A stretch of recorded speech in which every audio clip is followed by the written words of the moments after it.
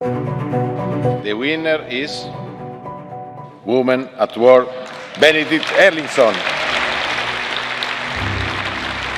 This is about a woman that wants to save the world. She is an environmentalist that is turned very radical, and then her journey starts there.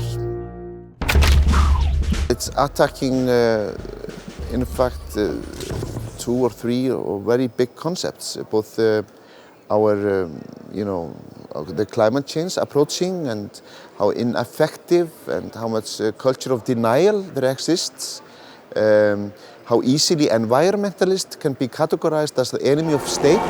Þú ert búin að ná þínu fram. Hann með rafstöðvar. Við verðum að klára planið.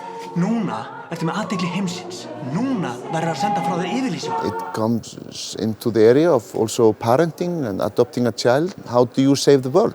Do you save the world by saving one child? Guðmundur.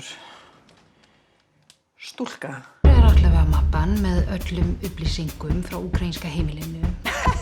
Frábært! Þú ert að verða mamma. Það var allt eitthvað flókið núna. It's in a way about democracy, spin media and this environmental fight and the right of people to act even if you break the rule.